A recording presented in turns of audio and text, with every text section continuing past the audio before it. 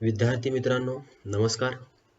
वाणिज्य शाखेच्या पहिल्या वर्गातील आपण सर्व विद्यार्थी आहात. उत्कर्ष वाटा हे मराठीचं पुस्तक आपण अभ्यासत आहात. पहिल्या पाठावरचं आपलं थोडंसं चर्चा झाली आहे. आज आपण दुसरा पाठ केली पण शेती याविषयी माहिती घेणार आहोत. त्याबद्दल थोडी चर्चा करणार आहोत. पाठ दुसरा आहे केली पण शेती. आपण त्यास पाठ म्हणूया किंवा लेख म्हणूया. केली पण शेती या लेखाचे किंवा पाठाचे लेखक आहेत विनायक पाटील. विनायक पाटील यांचा परिचय पाहणं अत्यंत महत्त्वाचं आहे. विनायक पाटील हे शेतीशी संबंधित आहेत, समाज जीवनाशी संबंधित आहेत. महाराष्ट्राच्या मंत्रिमंडळामध्ये ते माजी मंत्री म्हणूनही त्यांनी काम पाहिलेलं आहे. ते उत्कृष्ट वाचक आहेत, साहित्यिक आहेत, लेखक आहेत आणि त्यांच्या गेले लिहायचे राहून या ललित गद्यास महाराष्ट्र शासनाचा उत्कृष्ट ललित गद्यासाठी दिला जाणारा अनंत काणेकर पुरस्कार प्राप्तही झाला आहे. त्यांच्या इतर पुस्तकांची नोंद घ्यायची झाली तर निलगिरीची शेती, 41 वृक्ष, oil gloom to oil bloom, jatropha 2003 ही त्यांची काही पुस्तकं. आता शेती म्हटल्यानंतर आपल्या नजरेसमोर, आपल्या डोळ्यासमोर चित्र उभं राहतं. एक असा व्यवसाय किंवा एक असा धंदा की धंदा करणारे ही लोक एकत्र नाहीयेत. त्यांची संघटना इतकी सशक्त नाहीये. बेभरवशाचा हा व्यवसाय आहे, धंदा आहे. आणि कोणताही शेतकरी या धंद्यामध्ये मला फायदा झाला, मला उत्पन्न झालं किंवा माझ्या मुलांना शेती करावी असं म्हटलेलं आपल्या तरी ऐकण्यात नाहीयेत. म्हणजे कधी काळी आपल्या ग्रंथांमध्ये लिहून ठेवलेलं आहे की उत्तम शेती, शेतकरी राजा किंवा हे मोठी मोठी राजकारणी मंडळी जे भाषण देतात त्या भाषणामध्ये म्हणतात की जनता, जनार्दन किंवा ही जनता, प्रजा ही आमची मायबाप आहे. पण प्रत्यक्ष काय आहे? शेतीचं वास्तव आज काय आहे? पाऊस पडला तर शेती, पाऊस जास्त पडला तर शेती किंवा पिकांचं नुकसान झालं तर शेती किंवा भरपूर उत्पन्न झालं आणि त्याला भाव मिळाला नाही तर कशी असते ही शेती किंवा कसं असतं हे शेतकऱ्यांचं जीवन. म्हणजे या सगळ्या परिस्थितीमध्ये हे जे काही चित्र आज आपल्या डोळ्यासमोर आहे शेतकऱ्यांचं, ते खरं आहे की खोटं आहे हे मात्र वेगळा प्रश्न आहे. किंवा एकूणच भारतातील सर्वच शेतकऱ्यांची ही अवस्था आहे का, हा वेगळा प्रश्न आहे. तो संशोधनाचा भाग आहे. पण आपण महाराष्ट्रीय लोक, आपण महाराष्ट्रीय विद्यार्थी, आपण 19-20 वर्ष वयाचे सर्व विद्यार्थी, आपण शेतीकडे एका विशिष्ट दृष्टिकोनातून पाहिलं पाहिजे. एक नजर आपण शेतीकडे बघण्याची तयार झाली पाहिजे. आणि पुस्तकाचे नावच आहे उत्कर्ष वाटा.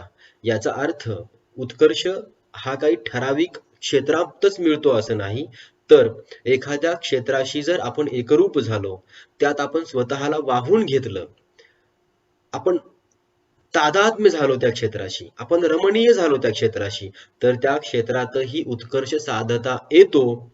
याचं उत्तम उदाहरण म्हणजे हा पाठ आहे. आता एकूण 4 भाग आहेत. मी अगोदर सांगितलं त्यातला पहिला भाग जो आहे तो महात्मा गांधीजींशी संबंधित आहे. आता महात्मा गांधीजींचा कालखंड हा म्हणजे 1 ऑगस्ट 1920च्या अगोदरचा कालखंड, स्वातंत्र्यपूर्व भारतातील हा कालखंड. पण त्या कालखंडातही महात्मा गांधीजी स्वातंत्र्याच्या समरामध्ये किंवा स्वातंत्र्याच्या संग्रामामध्ये जरी ते बिझी असले, व्यस्त असले, तरीही त्यांचं अत्यंत बारकाईनं लक्ष या शेतीकडे होतं. प्रसंग असे त्यांच्या सोबत घडलेले 2-4 प्रसंग पाठात येतात. गुजरात विद्यापीठाचे कुलगुरू काकासाहेब कालेलकर 1928च्या सुमारास गांधीजींना भेटतात आणि त्यांना विचारतात की गांधीजी मी आता काय करू? गांधीजी म्हणतात तुम्ही वृक्षशेती करा किंवा तुम्ही वनशेती करा. आता ही वनशेती करण्यास गांधीजी का सांगतात? असं काय नॉलेज होतं गांधीजींकडे किंवा असं काय ज्ञान होतं त्यांच्याकडे? होतं की नाही हा भाग वेगळा. आपण अभ्यास करतोय, आपण स्वतःला प्रश्न विचारतोय. तर गांधीजींचं अत्यंत बारकाईनं लक्ष होतं. जीवनाला स्पर्श करून जाणाऱ्या एकूण सर्वच घटनांकडे गांधीजी अत्यंत सूक्ष्म दृष्टीने पाहत होते. आणि ते फक्त पाहत नव्हते, तर त्यामध्ये सकारात्मक बदल घडवून आणण्यासाठी ते भरपूर मेहनत करत होते. त्यांचं चरित्र वगैरे आहे. त्यातून आपल्याला त्यांची ती जीवनाकडे बघण्याची दृष्टी आपल्यापेक्षा किती भिन्न आहे कळू शकतं. तर त्यांना सांगतात की तुम्ही शेतीला अन्नधान्यांच्या सोबतच वृक्षाचीही जोड दिली पाहिजे. त्यामुळे जैविक समतोल, विविधता जी आहे शेतीची ती टिकून राहील. आणि फक्त वृक्ष शेतीच केली पाहिजे असं नाही, वनशेतीच केली पाहिजे असं नाही, तर फळांची शेती केली पाहिजे. कारण गोरगरीब जनतेच्या आहारात ही फळं जातील. आता इथे गांधीजींचा दृष्टिकोन आहे हा, की मी स्वातंत्र्याच्या संग्रामात आहे. मग माझं लक्ष शेतीकडे असण्याचं काही कारण नाही, कारण आपण अलीकडे स्पेशलिस्ट झालोय. मी अमुक क्षेत्रातला स्पेशलिस्ट आहे, मग बाकीच्या क्षेत्राबद्दल मला काही काही घेणं देणं नाहीये. गांधीजी ते अपवाद आहेत. पुढे काय होतं, की साबरमती आश्रमात फिजी बेटातील एक तोताराम नावाचा माणूस येतो. हा तोताराम गांधीजींकडे फार श्रद्धेने येतोय. तो गांधीजींना विचारतोय, गांधीजी मी आता काय करू? काकासाहेब कालेलकरांच्या नंतर हा दुसरा मनुष्य गांधीजींना विचारतो, आता मी काय करू? आणि गांधीजी सांगतात, तोताराम तू कडुलिंबाची झाडं लाव. ऍक्च्युली ती झाडं नाहीयेत, त्याच्या तू बिया लाव. त्याची तू तू लहान छोटी छोटी रोपं लाव. आणि हा माणूस हो नाही म्हणत नाही. साबरमती आश्रमापासून 2 किलोमीटर असणाऱ्या तुरुंग किंवा कारागृहापर्यंत हा माणूस ती झाडं लावतो. त्या झाडांची तो जपणूक करतो. वेळ प्रसंगी कावडीनं पाणी आणणे हा एक प्रकार आहे. खांद्यावरती पाणी आणतो आपण. तर तो तसं त्या पद्धतीने त्या झाडांची तो निगा राखतो. पुढील काही दिवसांमध्ये म्हणजे हे काम तो 40 वर्ष करतोय. आणि पुढे ते झाड मोठे होतात, त्यांचा वृक्ष होतो. आणि मग त्या लिंबोळ्या ज्या तयार होतात ना, त्या लिंबोळ्या खाली पडतात. आणि त्या लिंबोळ्या वेचण्याचं काम तेथील भूमिहीन, ज्यांच्याकडे शेती नाही आहे, रोजगारहीन, ज्यांच्याकडे रोजगार नाही आहे, त्या लोकांना रोजगार मिळतो. पुढे साबण वापरतो आपण. साबण बऱ्याचदा त्यापासूनच बनते, चरबीपासून म्हणा किंवा त्या लिंबोळ्यापासून. तर हा एक छोटासा उद्योगही चालू होतो. म्हणजे 40 वर्षापूर्वी किंवा 10-20 वर्षांपूर्वी गांधीजींनी एक सहज विचार दिला होता एका तोताराम नावाच्या माणसाला. आणि त्यातून किती मोठा विचार त्यातून पुढे उदयास येतो. किंवा एक छोटीशी क्रांती बऱ्याचदा मोठ्याच अर्थाने घेतो आपण, पण ही सुद्धा एक क्रांती आहे. की एक एक दिशाहीन माणूस तुमच्याकडे आलेला आहे. त्या माणसाने तुम्हाला विचारलं मी काय करू, आणि तुम्ही सांगितलं कडुलिंबाची झाडे लाव. आणि कडुलिंबाची झाडे लावल्यानंतर किमान हजारो लोकांना त्यातून रोजगार मिळतो. मला वाटतं ही सुद्धा क्रांती आहे. तर हे एक उदाहरण आहे. दुसरं अत्यंत महत्वाचं उदाहरण आहे, की गांधीजींचा पुतण्या दक्षिण आफ्रिकेतून भारतात येतो. विशेषतः तो साबरमती आश्रमात येतो, गांधीजींकडे येतो. आणि गांधीजींकडे आल्यानंतर त्याला 2 जोड दिले जातात. पण त्याची इच्छा अशी आहे की मला आणखीन एक जोड दिला जावा. त्यावेळी गांधीजी काय म्हणतात हे फार महत्वाचं आहे. गांधीजी म्हणतात, जर सर्वच लोकांनी असा एक एक्स्ट्राचा स्पेअर ठेवायचं म्हटलं, एक्स्ट्राचा जोड ठेवायचं म्हटलं, तर भारतातल्या सर्व लोकांनी जर अशी मागणी केली, तर कापसाचं कापूसाचं उत्पादन जास्त घ्यावं लागेल. परिणामी अन्नधान्याची शेती कमी होईल. परिणामी लोक उपाशी राहतील. ते भुकेला बळी पडतील. आणि मी भुकेल्याला अन्न देणं याला धर्मकृत्य मानतो, आणि हे पापाची गोष्ट आहे. असं होता कामा नये. तुला तो जोड मिळणार नाही. बघा, काकासाहेब कालेलकरांचं एक उदाहरण आहे, तोतारामचं एक उदाहरण आहे, नंतर यांच्या पुतण्यांचं एक उदाहरण आहे. याचा अर्थ काय आहे, की गांधीजींचं ते किती लहान सहान बाबींचा विचार करतात. आपण तेवढा विचार करत नाही. आपण रस्त्यावर घाण करतो, आपण जिथे नाही थुंकायचे तिथे थुंकतो. आपण किती प्रदूषण करतो ते आपल्यालाच माहिती आहे. आपण आवाजाचं ध्वनी प्रदूषण असतं, पाणी प्रदूषण, अगदी रस्त्याने जाताना आपण नीट वाहन चालवत नाही, तो वेगळाच. म्हणजे भरपूर आपण एक शोध घेतला पाहिजे, की आपण खरोखर दिवसातून किती चांगली कामं करतोय.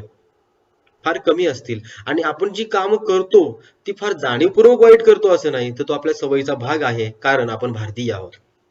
तर गांधीजी इथे असं म्हणतात, की पृथ्वी प्रत्येकाच्या गरजा पूर्ण करील, परंतु प्रत्येकाचा लोभ पुरा करू शकणार नाही. आणि एवढ्यावरच गांधीजी थांबत नाही, तर त्यांच्या त्या आश्रमामध्ये कंपोस्ट खत तयार केलं जातं. जे काही घाण बाहेर पडते, त्या घाणीतून खत तयार केलं जातं. त्या खतातून पुन्हा ते पिकांना किंवा तेथील झाडांना वगैरे दिलं जातं, हेही काम तिथे होतं. आणि मग शेवटी बर्नार्ड शॉ नावाचा एक मोठा व्यक्ती, एक मोठा विचारवंत ज्यावेळी गांधीजींना भेटायला येतो आणि मग पत्रकार त्याला विचारतात की तुम्ही गांधीजींना भेटलात, मग सांगा गांधीजींना भेटून तुम्हाला काय वाटलं? त्यावेळी हा माणूस म्हणतो की मी गांधीजींना भेटलो, पण गांधीजींना मी माझ्या समोर पाहिल्यानंतर मला असं वाटलं की हा साक्षात हिमालय आहे. हिमालया हिमालयाचं नाव का घेतो आपण? कारण त्याची ती उंची, त्याची ती भव्य दिव्यता, त्याचं नजरेत न मावणारं त्याचं ते रूप, असेही महात्मा गांधी त्या बर्नार्ड शॉला वाटतात. आणि प्रत्यक्षात गांधीजींकडे ते काहीच नाहीये. ते असं काही त्यांची अशी मस्क्युलर बॉडी नाहीये, फार काहीतरी असा एखाद्या हिरोला शोभावा असा चेहरा नाहीये, फार केशरचना त्यांची फार अशी काहीतरी अट्रॅक्टिव्ह आहे असंही काही नाहीये, त्यांच्या अंगावरती फार रेशमी मलमलीचे कपडे आहेत असंही काही नाहीये, फार ब्रँड्स वगैरे ते ब्रँडेड कपडे वापरतात असंही काही नाहीये.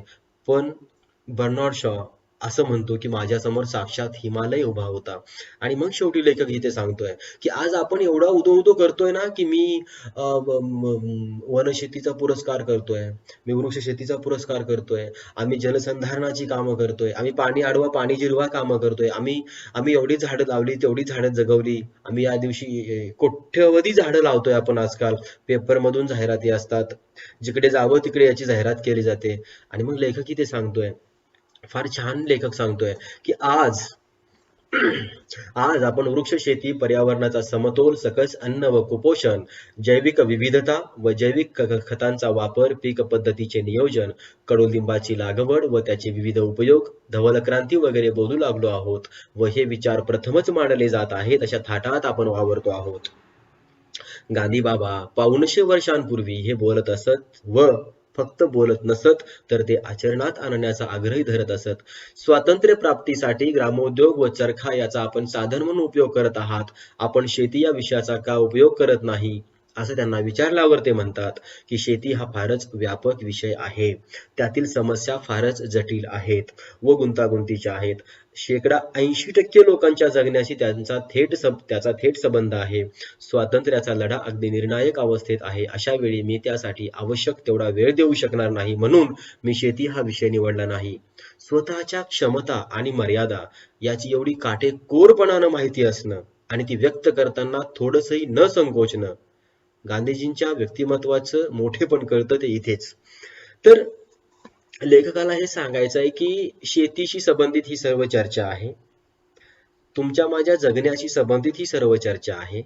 मी एखाद्या क्षेत्रामध्ये गुंतलो आहे याचा अर्थ बाकीच्या क्षेत्राकडे मी डोळे झाक करावी असं काही नाही आहे. आणि अगदी लहान सहान गोष्टींमधून सुद्धा खूप मोठं काहीतरी आपण निर्माण करू शकतो, किंबहुना अत्यंत सूक्ष्म दृष्टीनं प्रत्येक घटनेकडे पाहिलं पाहिजे, असं काहीसं तरी या पहिल्या भागामध्ये आपल्याला समजतं. आता दुसरा जो भाग आहे तो फार मजेशीर आहे की फिरोज मसानी आणि त्यांची पत्नी हेमा मसानी हे इंग्लंडमध्ये असतात. फिरोज मसानी या पुण्यातील वाडिया कॉलेजमधून चांगलं शिक्षण घेऊन ते पुढे MBA वगैरे झाले. 7 वर्ष इंग्लंडमध्ये ते होते. त्यांची पत्नी क्रॉप इन्स्पेक्टर होती. चांगला पगार होता, भरमसाठ पैसा पाणी भरपूर आहे त्यांच्याकडे, काही कमी नाहीये. तरी त्यांना काय सुधारणेचा झटका येतो आपल्याला माहिती नाही. 1983 साली ते इंग्लंडमधून महाराष्ट्रात आणि महाराष्ट्रातल्या नाशिक जिल्ह्यातल्या गंगापूर गाव किंवा तालुक्यात येतात. आणि मसानी यांची पत्नी हेमा मसानी यांचे वडील नारायण शिदोरे यांच्याकडे 8 एकर गुलाबाची शेती होती. अर्थात आता त्यांच्या वडिलांकडे ती शेती आहे म्हणून मसानी शेतीचं काम करतात किंवा शेती करतात. शेतीमध्ये ते गुलाब शेती सुरू करतात. पहिल्यांदा त्या 8 एकर मध्ये ते एकरी 4000 एवढीच गुलाबाची रोपं लावायची.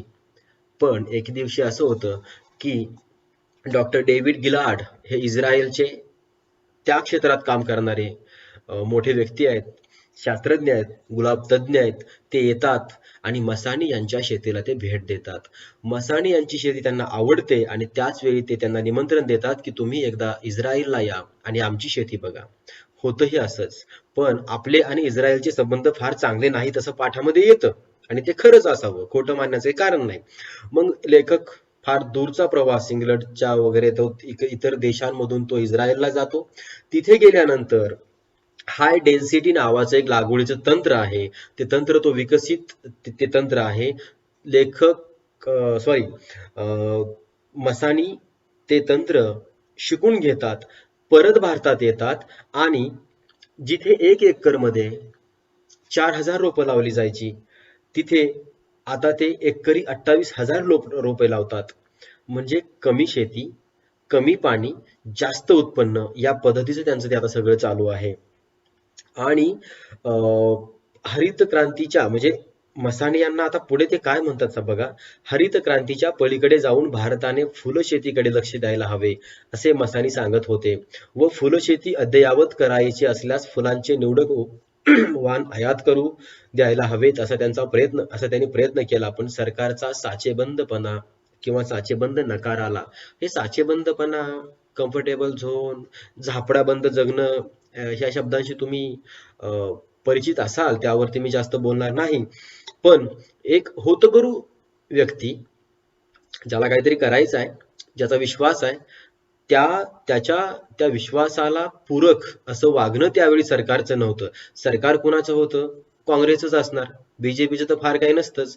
त्यामुळे पण पुढे काँग्रेसचेच राजीव गांधी पंतप्रधान होते. मग मसानी यांनी त्यांची भेट घेऊन त्यांनी आपला मुद्दा मांडला आणि राजीव गांधी यांनी त्यांना सहकार्य केलं. पंतप्रधानांच्या मदतीने काही वाण आयात केले. त्यात त्यांनी हॉलंड येथून कार्नेशनची रोपेही आयात केली. ती कार्नेशनची रोपं त्यांनी आयात केली. त्या कार्नेशनच्या लागवडीचं तंत्र ते शिकले आणि परत तीच फुलं हॉलंडला ती परत ते विकायचे आणि मग डच लोकांच्या त्या लिलावात भारतातील अधिकृत शेतकरी किंवा अधिकृत गुलाब विक्रेते म्हणून नोंद झालेले मसानी हे पहिले भारतीय आहेत. भारतीय हवामानाला साजेशा पॉली हाऊस व ग्रीन हाऊसचे ते जनक आहेत. जगभरात फुलशेतीत ज्या भारतीयांनी स्वतःचा ठसा उमटवला आहे, त्यात मसानी प्रमुख आहेत. शेती या व्यवसायात श्री व सौ मसानी पूर्ण समाधानी आहेत व आपण शेतकरी आहोत याचा त्यांना अभिमान आहे. ते हाडाचे शेतकरी आहेत. शेतीत कष्ट करण्यासाठी ते दिवसभर शेतात खडे असतात. असा हा खडा पारशी म्हणजे त्यांची ती जात.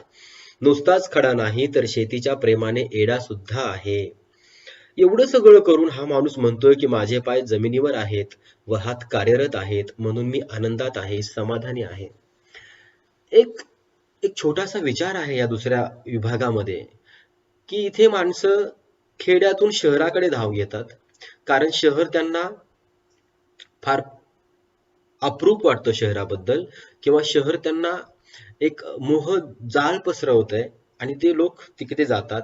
शहरातली माणसं आणखीन मोठ्या शहराकडे जातात. हा पुढे पुढे जाण्याचा प्रवास चालू आहे. पण काही माणसं देश सोडून दुसऱ्या देशात जातात. 7-8 वर्ष राहतात. भरपूर चांगला पैसा त्यांच्याकडे असतो. हे सगळं करून ते पुन्हा मायभूमीत येतात. अतिशय महाराष्ट्रामधील नाशिक जिल्ह्यातील छोट्याशा गावात येतात. तिथे आल्यानंतर शेती दुसऱ्याची आहे. अर्थात ती काही मसानी यांची शेती नाहीये. त्यांच्या त्या पत्नीच्या वडिलांची शेती आहे. त्या शेतीमध्ये ते कामाला सुरुवात करतात. हाय डेन्सिटीचं ते तंत्रज्ञान शिकतात. तेवढ्यावरच ते थांबत नाहीत. इस्रायलला जातात. इस्रायलचं ते तंत्रज्ञान शिकून येतात. पुढे पंतप्रधान किंवा येथील सरकारशी ते चर्चा करतात. नकार मिळतो. पुन्हा चर्चा करतात. पुन्हा थोडा त्यांच्या विचाराचा स्वीकार केला जातो. मग हॉलंडला जाणं, हॉलंडमधून कार्नेशनची रोपं आणणं, त्या कार्नेशनच्या रोपांचं उत्पादन करणं, पुन्हा त्या रोपांचं जे उत्पादन निघतं ते पुन्हा हॉलंडला विकणं आणि त्यांनी केलेल्या लिलावामध्ये भारतातील अधिकृत विक्रेते म्हणून त्यांची नोंद होणं आणि शेवटी ते उत्पन्न 7 पट वाढवणं आणि मी या क्षेत्रामध्ये समाधानी आहे, अत्यंत समाधानी आहे. एवढं सगळं यश माझ्या वाट्याला आलं तरीही माझे पाय जमिनीवर आहेत. मी शेतकरी आहे याचाही मला अभिमान आहे. असं शेवटी म्हणणं ही खूप दुर्मिळ गोष्ट आहे. खूप रेअर आहे हे सगळं. आणि शेवटी लेखक म्हणतो की शेती हा व्यवसाय नसून ती प्रवृत्ती आहे हेच खरं. आपण शेतीला किती नावं ठेवतो, शेतकऱ्यांना किती नावं ठेवतो. आपण शेतीकडे काय भावनेनं पाहतो आणि हा एक माणूस आपल्या समोर आहे की जो सगळ्या एवढ्या ऐश्वर्याला लाथ मारून महाराष्ट्रात येतो आणि इथेही तो समाधानी राहतो. याचा अर्थ तुमचं जे सुख, तुमचं जे समाधान आहे ना, ते तुमच्या ॲटिट्यूडवर आहे. तुमच्या स्वतःच्या विचारांवर आहे आणि शेतीकडे सकारात्मकतेने बघण्याचे हे दिवस आहेत. असंच काहीतरी लेखकाला तुमच्या वयाचा विचार करून, तुमच्या बुद्धिमत्तेचा विचार करून, तुमच्या मानसिक भावभावनांचा विचार करून तुमच्यासाठी हा जो काही पाठ या अभ्यास मंडळाने दिलेला आहे, याचा अर्थ त्यांना तुम्हाला शेतीकडे बघण्याचा एक दृष्टिकोन तुमच्यामध्ये तयार झाला पाहिजे, असं त्यांना काहीतरी वाटत असलंच पाहिजे. किंवा असं जर नसतं तर हा पाठ दिलाच नसता. हा हे तेवढंच खरं आहे. तिसऱ्या भागामध्ये अत्यंत महत्वाचा आहे विष्णू महादू बेंडकोळी. हा माणूस नाशिकच्याच परिसरातला तिकडचाच. तिथेच त्याच्या चुलत्यांची वगैरे त्या 4-5 चुलत्यांची 36 एकर जमीन. सगळं मजेत चाललेलं आहे, काही कमी नाहीये. पण दुर्दैवानं विष्णू ज्यावेळी लहान होता त्यावेळी त्याच्या घरची परिस्थिती थोडीशी हलाखीची होती. आता विष्णू काय करतोय, तो उन्हाळ्याच्या सुट्ट्यांमध्ये आणि दिवाळीच्या सुट्ट्यांमध्ये 75 पैसे रोजाने लोकांच्या इथे काम करतोय. तो ज्यांच्या इथे काम करतोय ते आहेत बाळासाहेब शिदोरे, आणि बाळासाहेब शिदोरे यांच्या इथे गुलाब शेती आहे आणि या गुलाब शेतीच्या देखरेखीसाठी त्यांनी एक माणूस ठेवलेला आहे. तो माणूस आहे बुलढाणा जिल्हा चिखली तालुका या गावचा. त्याचं नाव आहे साहेबराव डुकरे. आता हा साहेबराव डुकरे आपल्याला ज्या गुलाबाच्या रोपांचं कलम करायचं आहे इच्छित, त्याला ब्रायर असं तिथे नाव दिलेलं आहे, तर तो त्या गुलाबाच्या त्याचे तो डोळे भरायचा आणि हा विष्णू ते डोळे भरायला शिकला. आता विष्णू डोळे भरायला शिकल्यानंतर तो 25 पैशाला एक डोळा याप्रमाणे तो दिवसाचे 500 डोळे भरू लागला. पुढे त्याचं ते प्रॅक्टिस मेक्स मॅन परफेक्ट असं काहीतरी असतं. त्याच्या हाताला गती आली, त्याचा तो वेग वाढला आणि मग दिवसाला तो 1200 डोळे भरू लागला. त्यावेळी त्याला एका डोळ्याला 50 पैसे मिळत होते. साहजिकच विष्णू चांगला असला पाहिजे. 500-600 रुपये मिळतात, त्यातून तो बचत करत असला पाहिजे. पुढे त्याने काही बचत केली आणि या बचतीतून 1986च्या सुमारास आपल्या 2 एकरात सरासरी 10,000 रुपये महिना त्याला राहत होता. इतकं त्याने गुलाबाच्या शेतीमध्ये लक्ष दिलं. अर्थात त्याने आपल्या 2 एकरामध्ये गुलाबाची शेती लावली, गुलाबाची शेती करायला सुरुवात केली आणि 2 एकरामध्ये त्याला 10,000 रुपयाचं उत्पन्न महिन्याकाठी त्याला निव्वळ नफा म्हणून राहत होतं. हा व्यवसाय त्याने 8 वर्ष केला. या 8 वर्षांमध्ये नाशिकच्या महानगरपालिकेने प्रत्येक वर्षी पुष्प प्रदर्शन भरवण्याचा किंवा त्यांचा तो वार्षिक कार्यक्रम असेल, तर या महानगरपालिकेच्या पुष्प प्रदर्शनामध्ये विष्णू बेंडकोळी यांच्या गुलाबाच्या शेती म्हणजे किंवा यांच्या गुलाबाला प्रत्येक वर्षी पहिलं पारितोषिक मिळायचं गुलाबाचा राजा म्हणून. काय म्हणतात इथे की महानगरपालिकेच्या पुष्प प्रदर्शनात सतत 3 वर्ष त्याच्या गुलाबाला गुलाबाचा राजा हे पहिली पारितोषिक देखील मिळाले. पण विष्णू बेंडकोळी आता शेती गुलाबाची तो करत नाही, तो आता जास्त पुढे गेला आहे. तर तो काय करतो, तर त्याच्याकडे असणारी जी शेती आहे त्या शेतीमध्ये त्याने आता द्राक्ष लावायला सुरुवात केली आहे. त्याने भाव बांधून घेतला एका वायनरी कंपनीकडून की जगात काही झालं तरी मला एवढा भाव मिळाला पाहिजे, आणि त्याने तो भाव बांधून घेतला. तो आता द्राक्षाची शेती करतोय. त्याने ज्या चुलत्यांचं मन वळवलं, त्यांनाही द्राक्ष शेती करायला लावली. त्यांच्याकडे असणारी 30-35 एकरची जी काही शेती आहे ती जवळपास सर्व आता द्राक्षाचं उत्पादन ते घेतात. पण विष्णू इथेच थांबत नाही. तो लेखकाला आणि त्यांच्या पत्नीला बोलावतो की एकदा तुम्ही माझी शेती बघायला या, माझी द्राक्षाची लागवड बघायला या. आणि मग त्यावेळी त्याची तो इच्छा व्यक्त करतोय की मला आता स्वतःची वायनरी काढायची आहे. आता ही वायनरी म्हणजे काय आहे, अल्कोहोलचा तो एक प्रकार असेल आणि त्यातून उत्पन्न आणखीन जास्त मिळत असेल, आणि म्हणून तो लेखकाला सांगतोय की मला आता ही वायनरी काढायची आहे. म्हणजे एक 75 पैसे रोजाने काम करणारा पोरगा पुढे तो 25 पैशाने डोळे भरतोय. पुढे तेच 25 पैशाचे ते एक डोळा तो पुढे 50 पैशाला एक डोळा भरतोय. पुढे त्याने एक महिन्याला 10,000 रुपये स्वतःला राहावेत असं काहीतरी गुलाबात शेतीचं त्याने काम सुरू केलं. हे काम तो 8 वर्ष करतोय. त्या 8 वर्षांमध्ये त्याला 3 वर्ष महानगरपालिकेचा पुरस्कारही मिळतो. तो मुलगा पुन्हा तो व्यवसाय थांबवतो, पुन्हा द्राक्ष शेती करतो. द्राक्ष शेतीमध्येही त्याला यश मिळतं. तेवढ्यावरच तो थांबत नाही, त्याच्या आजूबाजूच्या लोकांचं चुलत्यांचं मन वळवतो, त्यांनाही द्राक्ष शेती करायला मजबूर करतो. आणि पुढे तो म्हणतो की आता मला स्वतःची वायनरी काढायची आहे. उत्कर्ष, विकास, किंवा पुढे जात राहणं म्हणजे कुणाला तुडवून पुढे जाणं नाही. माणुसकी जपत जपत पुढे जाणं, किंवा आपण पुढे जातो तर आपण कुणाला त्रास देऊन पुढे जात नाही ना, हे जपणं हे सुद्धा फार महत्वाचं आहे. नाहीतर आपण पुढे जातोय पण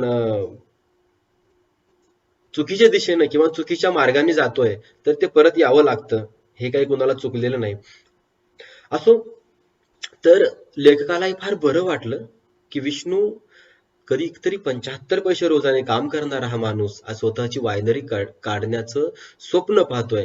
लेखकाला या भागातूनही हेच सांगायचं आहे की शेतीमध्ये अत्यंत तुम्ही अगदी शून्यापासून जरी सुरुवात केली असेल, पण तुमचा जर दृष्टिकोन व्यवस्थित असेल, तुम्ही जर पूर्णपणे शेती स्वतःला वाहून घेतला असेल, तुम्हाला जर शेतीमध्ये भगवंत दिसत असेल, तुम्हाला जर शेतीमध्ये विठ्ठल दिसत असेल, तर बोंबलं तिकडे तिकडे फिरण्याची काही गरज नाही. तुम्हाला त्यातही उत्कर्ष साधता येतो. आता चौथा जो घटक आहे तोही असाच मजेशीर आहे. हेमांगी जांभेकर यांच्याशी तो संबंधित आहे. हेमांगी जांभेकर या सकाळमध्ये 1985च्या सुमारास गांडूळ शेतीबद्दल लिहित होत्या. त्यावेळी महाराष्ट्रामध्ये गांडूळ शेती काय असते हे कुणाला माहित नव्हतं. आपल्याला फक्त एकच माहिती आहे, विज्ञानामध्ये आपण लहानपणी वाचलेलं असतं, गांडूळ हा शेतकऱ्याचा मित्र आहे, तो जमीन भुसभुशीत करतो आणि त्यामुळे पिकास फायदा होतो.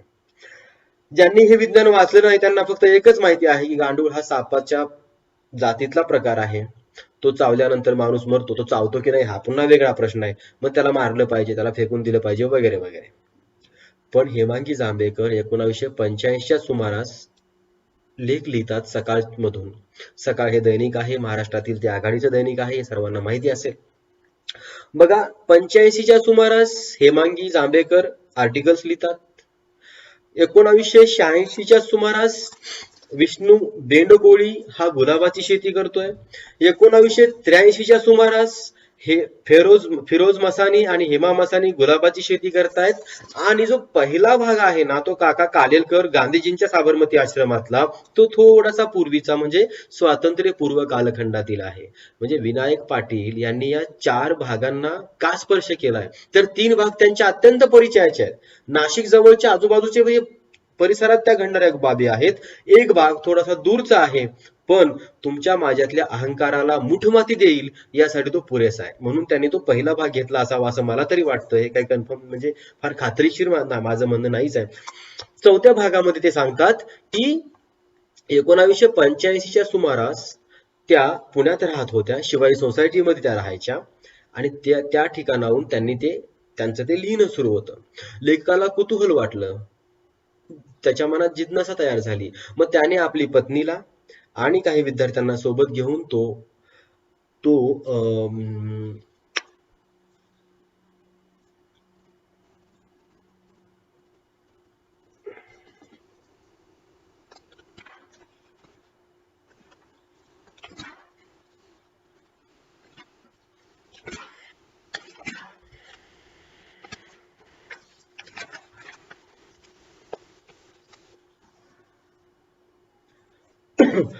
त्या पुण्यामध्ये राहतात, शिवाई सोसायटीमध्ये राहतात, आणि त्या जिथे राहतात तिथे त्यांचा जो काही घरातील घाण असते किंवा स्वयंपाकाच्या किचनमध्ये जे काही घाण असते, ती सर्व घाण त्या पेटीमध्ये टाकतात.